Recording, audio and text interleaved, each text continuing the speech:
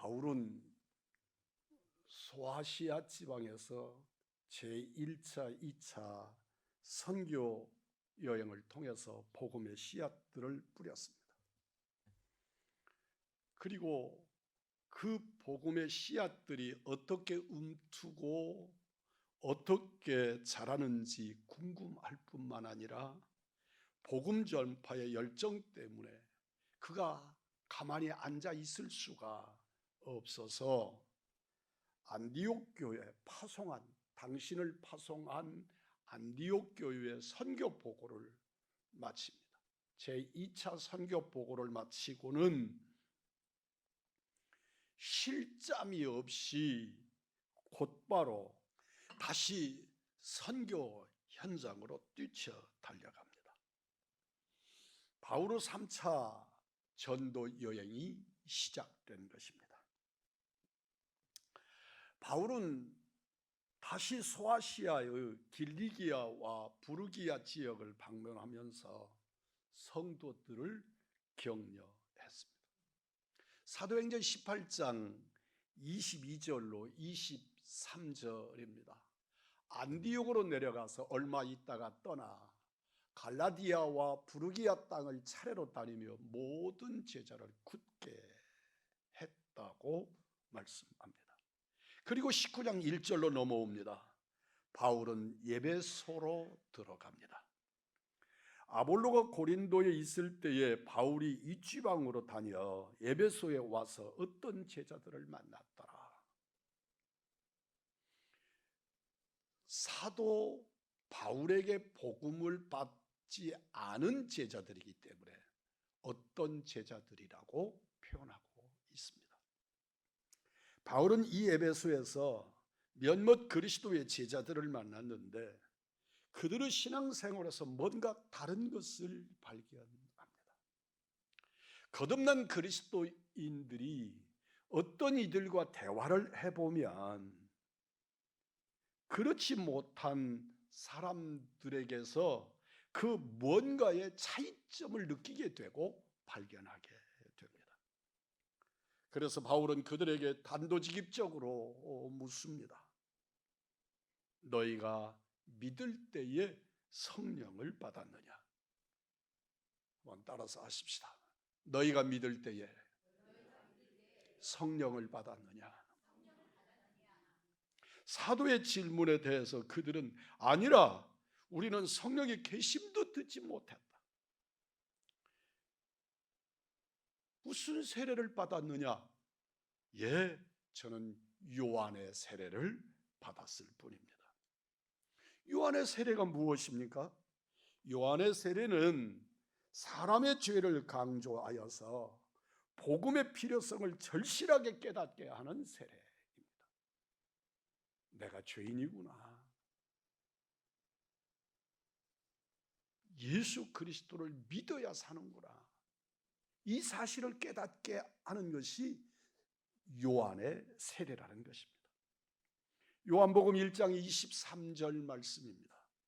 이르되 나는 선지자 이사야의 말과 같이 주의 길을 곧게 하라고 광야에서 외치는 자의 소리로다 하니라. 요한의 세례는 사람의 죄를 날카롭게 지적해서 예수 그리스도께로 인도하는, 안내하는 역할을 하는 것이었다면, 그러면 성령 세례는 무엇입니까? 사도 바울이 요한의 세례라고 하는 말에 대하여 성령 세례에 관하여 교훈하고 가르칩니다. 오늘 본문이 2절입니다. 이르되 너희가 믿을 때에 성령을 받았느냐? 이 질문은 그리스도인이냐 아니냐를 결정짓는 중요하고도 심각한 질문입니다. 로마서 8장 9절입니다. 만일 너희 속에 하나님의 영이 거하시면 너희가 육신에 있지 아니하고 영에 있나니 누구든지 그리스도의 영이 없으면 그리스도의 사람이 아니라. 성령이 계시지 않으면, 성령이 내주하지 않으시면 너는 하나님의 사람, 예수의 사람이 아니라고 말씀하는 겁니다. 실제로 그리스도인들 중에는 성령이 우리 속에 거하심과 우리를 변화시키는 역사에 대하여 전적으로 무지한 사람들이 적지 않습니다. 성령을 받지 못하면 기독교는 하나의 이론 종교에 불과합니다. 성령을 받지 못하면 그리스도인은 무기력하고 무능하기 짝이 없습니다.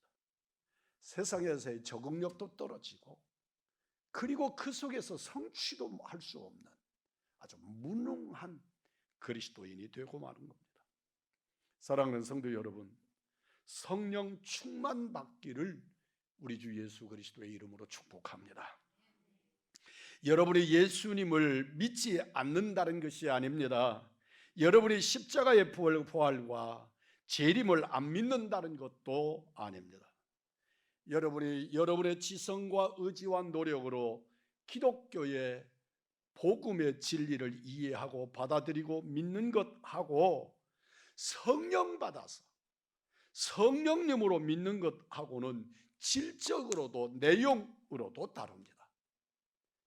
성령 충만 없이 그냥 신앙생활하는 것과 성령 받아 능력 있게 신앙생활하는 것과는 질적이고 결정적인 차이가 일어난다는 것입니다. 그러므로 오늘 성령의 사람, 성령 충만한 사람이 되셔서 성령의 이끌림 받아 은혜로 감사로 충만한 그리스도인들이 되시기를 주의 이름으로 소망합니다. 사도행전 1장 8절의 말씀대로 오직 성령이 너희에게 임하시면 너희가 권능을 받습니다. 성령 세례는 하나님이 흙으로 사람을 만드시고 그 흙 사람에다가 생명을 불어넣는 것과 같은 것입니다. 성령이 임하셔야 비로소 깨어납니다. 성령이 임하셔야 비로소 움직이고 비로소 일하기 시작합니다. 성령이 임하셔야 하나님의 말씀의 운동력이 일어나서 역사하시고 하나님의 권능의 역사를 나타내기 시작합니다. 주경학자 앤드루 모레이는 사람은 온 마음을 다하여 성령을 구해야 한다. 성령 충만을 받지 않고 그리스도인이나 교회가 하나님의 원하시는 대로 살고 일하기는 절대로 불가능하다. 성령에 충만하지 않고는 그리스도인이나 교회나 하나님이 원하시는 대로 살기는 따라서 합니다. 절대로 불가능하다. 믿으시기를 바랍니다.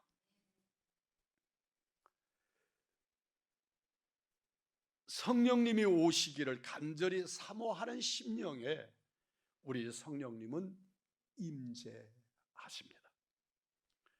성령은 인격의 영이시고 거룩의 영이시기 때문에 성령의 오심을 시큰둥하거나 눈치를 주거나 달갑지 않게 여기면 우리 주님은 그곳에 임재하지 않으십니다. 의심하고 그리고 불평하고 그곳에 우리 주님은 임재하지 않으십니다. 만약 여러분의 가정에 귀한 손님이 오셨는데 그 자리를 불편하게 하거나 눈치를 주거나 또는 다른 방에서 다툼의 소리가 들리거나 전혀 반갑게 여기지 않는다고 하면 그분이 그 다음에 그 집을 또 방문하겠습니까? 여러 번 말씀을 드린 것입니다만 40년 넘게 전에 있었던 일입니다. 친구가 결혼해서 새 집을 마련했습니다. 그리고 저희들을 초청했습니다. 저 고향에서 시골 친구들까지 올라왔습니다. 그리고 식사를 합니다. 그런데 그 시절에 저는 아직 진공청소기가 뭔지 잘 모르고 없던 때 그 친구는 새 집을 마련했으니까 진공청소기도 다 사서 비로 쓸지 않고 진공청소기로 청소를 하더라고요. 그런데 식사하는 중간에도 청소기를 들고 와서 방을 밀고, 또 티를 하는 시간에도 와서 그걸 밀고, 우리 서둘러서 그 집을 나와가지고 친구들끼리 모여 앉아서 이제는 다시는 오지 말자고, 친구 만나면 밖에서 만나지 집으로 오지 말자. 그리고 지금까지 한 번도 못 갔습니다. 여러분, 친구들을 초청해서도 그게 불편하니까 가지 말자 그러는데, 성령 하나님을 모셔놓고 성령 하나님을 불편하게 하면 우리 주님은 그곳에 충만히 임하실 수가 없으신 줄 믿습니다. 성령님의 임재를 갈망하는 영혼에게 우리 주님은 임재하시고 역사하십니다. 성령님을 간절히 사모하고 사모하는 간절한 기도를 드리는 우리 믿음의 식구들이기를 원합니다. 오시겠다고 약속하신 성령님, 주여 오시옵소서. 성령의 임재를 체험할 때까지, 그리고 그분이 나를 다스릴 때까지, 그리고 날마다의 삶에서 성령님을 모시고 사는 기독군들이 되기를 충만히 임하시기를 기도합니다. 거룩한 영이시기에 성령님은 우리 영혼이 깨끗해야 오십니다. 성령님은 우리의 마음이 지저분하거나 더러웠거나 사납거나 그리고 걱정과 근심으로 가득하면 우리 주님은 그곳에 임하셔 역사하지 못하십니다. 시기, 질투, 원망, 교만, 더러운 생각, 속임, 거짓 등등으로 성령님을 모셔드릴 수는 없습니다. 로마서 12장 1절로 2절입니다. 너희 몸을 하나님이 기뻐하시는 거룩한 산제물로 드리라. 이는 너희가 드릴 영적 예배니라. 너희는 이 세대를 본받지 말고 오직 마음을 새롭게 함으로 변화를 받아 하나님의 선하시고 기뻐하시고 온전하신 뜻이 무엇인지 분별하도록 하라. CCC 10단계 성경 교재를 쓴 빌 브라이트 목사님은 성령은 당신이 그리스도인이 된 순간부터 당신과 함께 살아오셨지만 이때까지 성령님은 당신의 손님에 불과했습니다. 그리고 때론 당신은 쾌락을 위해 집 전체를 사용하는 동안 성령을 벽장 속에 감금시키기도 했다고 설명하고 있었습니다. 내 심령을, 내 영혼을, 내 삶을 주님께 공개하지 않고, 주님께 열어드리지 않고 우리 주님을, 내 집에 오신 주님을 벽장 속에 감금시켜 놓고 나는 내 마음대로 살았다, 그런 말입니다. 성령님과 인격적으로 교제할 때 성령님이 함께 하십니다. 성령님을 환영하십시오. 성령님을 인정하고 인도하심에 민감하십시오. 성령의 역사하심을 기대하십시오. 말씀과 기도로 무시로 성령과 교제할 때 성령님은 우리와 함께 하시는 줄 믿습니다. 오늘도 우리 주님을 기쁘게 영접하고 주님을 사모하십시오. 함께 합니다. 성령님이여 내 중심에 오시옵소서. 나를 다스려 주옵소서. 나의 주인이 되시옵소서. 아멘. 성령님을 사모하시기를 축복합니다. 성령님은 우리를 하나님 아버지께로 이끌어 들이시고 하나님께로 되돌아가게 역사하십니다. 말라기서 4장 5절로 6절입니다. 보라, 여호와의 크고 두려운 날이 이르기 전에 내가 선지자 엘리야를 너희에게 보내리니 그가 아버지의 마음을 자녀에게로 돌이키게 하고 자녀들의 마음을 그들의 아버지에게로 돌이키게 하리라. 돌이키지 아니하면 두렵건대 내가 와서 저주로 그 땅을 칠까 하노라. 우리 하나님 아버지께로 돌아가야만 합니다. 아버지 곁을 떠났던 둘째 아들이 비록 망가졌지만, 돼지 열매도 부족하지만, 그러나 그 마음 속에 성령님이 역사하시면 내 아버지께로 돌아가야겠구나. 우리 아버지 집에는 여유가 있구나. 나는 감히 우리 아버지를 아버지라 부를 수 없지만 나는 내 아버지로 돌아가야겠다. 이 마음을 성령님이 주시는 줄 믿습니다. 여러분과 내 마음 속에 기도해야겠구나. 예배자가 되어야겠구나. 새벽에 엎드려야 되겠구나. 성령님이 우리의 심령 가운데 심으시는 말씀인 줄 믿습니다. 누가복음 1장 17절입니다. 그가 또 엘리야의 심령과 능력으로 주 앞에 먼저 와서 아버지의 마음을 자식에게 거스르는 자를 의인의 슬기에 돌아오게 하고 주를 위하여 세운 백성을 준비하리라. 여기서 엘리야의 심령과 능력은 엘리야를 섭리하신, 엘리야에게 임하신 영과 엘리야에게 역사하셨던 능력을 말하는데, 엘리야의 영과 능력은 곧 성령 하나님을 말씀하는 것입니다. 성령님을 거스르는 자를 의인의 슬기로 돌아오게 하고 우리로 하나님께로 돌아오게 하는 영이 성령님이신 줄 믿습니다. 그래서 우리는 일컬어 말하기를 성령님은 회개의 영이라. 그래서 성령님이 내게 임하시면 기도하게 하는 줄 믿습니다. 우리들을 살리는 길은 오직 성령으로 통해 자복하고 성령으로 울음이 터져나오고 아버지께로 돌아가게 하시는 영, 그분이 아버지의 영, 우리 주 예수 그리스도의 보혜사로 우리에게 오신 성령님이신 줄 믿습니다. 성령의 임재와 성령 충만은 다른 것입니다. 많은 사람들이 성령 충만에 대해 오해합니다. 성령 충만을 받으면 무슨 이상한 말을 하고 이상한 것을 보고 이상한 행동을 하는 것으로 오해합니다. 성령 충만은 우리의 삶이 온전히 하나님의 말씀의 지배 아래 들어가는 상태, 성령님이 내 인생과 우리의 의지와 내 목표까지 지배하시도록 열어드리는 상태, 이것이 성령 충만한 모습입니다.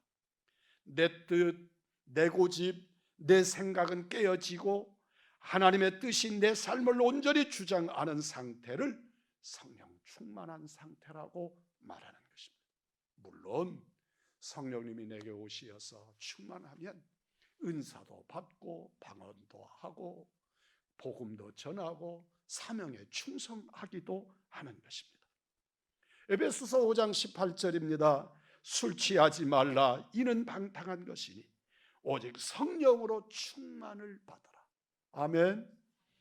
술 취하지 말라, 이는 방탕한 것이니, 여기서 말하는 술이란 알코올을 말하기도 합니다.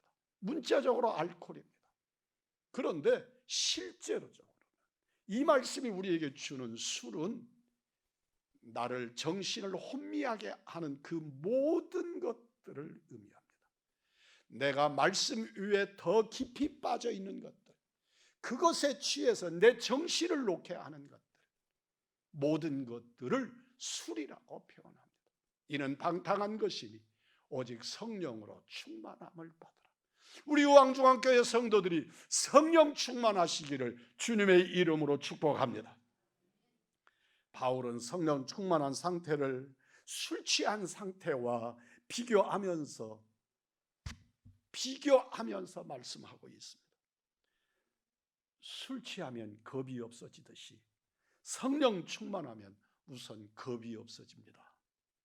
술 취한 사람을 보면 평상시에는 샌님같이 얼굴도 제대로 들지 못하고 부끄러워하는데 술만 취하면 겁이 없어집니다. 길거리를 갈짓자로 길이 좁다고 휘젓고 걸으면서 다 나오라고 그래. 나와서 어떡하려고. 그러나 겁이 없습니다. 다 나오라고 소리 지르면서 그 길을 헤매고 다닙니다. 내가 누군 줄 알아? 그가 누구입니까? 고래고래 소리를 지릅니다. 하늘아 대대고 삿대질을 하면서 호통을 칩니다. 사랑하는 성도 여러분, 모양과 내용은 다르지만 성령에 취하면 사람을 두려워하지 않습니다. 성령에 취하면 세상이 두렵지 않습니다. 겁이 없어지기 때문에 그렇습니다. 내 안에 내가 아니라 내 안에 계신 그분이 나를 주장하셔서 내게 겁을 걷어가 버리시기 때문입니다. 그래서 담대하게 예수 그리스도를 증거하게 하십니다. 베드로를 보십시오. 어린 여종 앞에서도 예수님을 모른다고, 그가 도대체 누구냐고 예수님을 부인했던 베드로가 성령 충만을 받고 자기를 죽이려고 서슬퍼런 사내들인 공회 앞에서 선언합니다. 우리가 너희 말을 듣는 것과 하나님의 말을 듣는 것 어느 것이 옳은지 판단하라. 우리가 보고 들은 것을 전하지 않을 수 없노라. 아멘.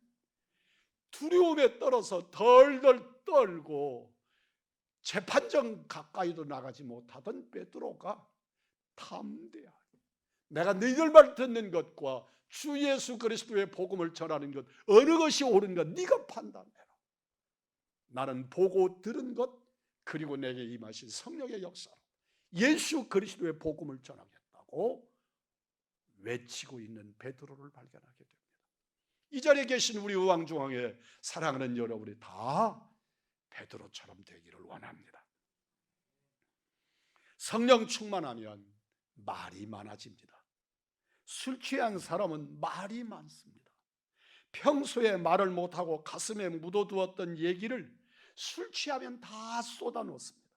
섭섭하다는 둥, 속상했다는 둥, 한이 맺혔다는 둥, 그럴 수 있었느냐는 둥, 그리고 한 말 또 하고 한 말 또 하고 술이 깰 때까지 같은 말 반복하면서 주변 사람을 괴롭힙니다. 성령 충만하면 모양은 다르고 내용은 다르지만 그렇게 됩니다. 그러나 쓸데없는 말이 아니라 기도하고 찬송하고 전도하느라고 말이 많아집니다. 몇 번이고 반복해서 복음을 전합니다. 찬송하고 울면서 찬송하고 하나님을 영화롭게 하는 줄 믿습니다. 성령 충만한 사람은 걱정 근심이 없어집니다. 술 취한 사람은 세상 태평합니다. 내일 갚을 돈이 없어서 전전긍긍하다가 못 견디겠다고 에라 모르겠다 그리고 술을 마시고 벌러덩 길거리에 들어누워서 태평합니다. 세상 걱정이 하나도 없습니다. 밤하늘에 달을 바라보면서 노래를 부르고 집으로 돌아갑니다. 그 옛날에 영화배우 백일섭이라는 사람이 어느 드라마에서 술을 취하고 육자배기를 걸러하게 노래를 부르는 것이 그 사람에게 트레이드마크가 된 것도 있습니다. 술을 취하면 그렇게 태평해집니다. 성령 충만한 사람도 놀랍게도 내용이 다르지만 근심이 사라집니다. 술 취한 사람은 세상 태평하여 그렇게 되지만 성령 충만한 그리스도인도 상황과 관계없이 그 마음에 주님이 주시는 평안과 기쁨이 가득하여 일이 비록 잘 안 되어도 몸이 많이 아프고 속상하고 잠을 못 자도 자식이 재수를 하고 직장에서 승진이 되지 않아서 제자리에 또 머물렀어도 주님이 주시는 기쁨, 천국을 바라보는 기쁨 넘치는 은혜의 생활을 하게 됩니다. 성령 충만하면 초막이나 궁궐이나 내 주 예수 모신 곳이 그 어디나 하늘나라라고 기쁨의 찬양을 드리게 되는 줄 믿습니다. 기억하십시오. 놀라운 것은 성령 충만하여서 내게 사라진 근심들은 깨어나면 도로 아파지는 것이 아니라 그 성령께서 치유하시고 환경을 고치시고 상황을 바꾸시고 우리에게 생명의 역사로 전환시켜 주시는 줄 믿습니다. 성령 충만한 우리 의왕중앙교회 성도들, 성령에 취하여 찬송하고 기도하고 사랑하고 주의 십자가의 은혜를 누리는 은총의 사람들, 우리 의왕중앙교회 성도들이 되기를 원합니다. 너는 성령 충만을 받았느냐는 주님의 물음에 뭐라고 대답하시겠습니까? 오늘 이 시간에 다 같이 화답해 보십시다. 아멘. 진실로 성령 충만하여 날마다 말씀 앞에 아멘하고 행복하고 복되고 즐겁고 은혜로운 주님으로부터 치유받고 환경에서 승리하시는 우리 의왕중앙교회 성도들, 권능의 사람들이 되시기를 우리 구주 예수 그리스도의 이름으로 축복합니다.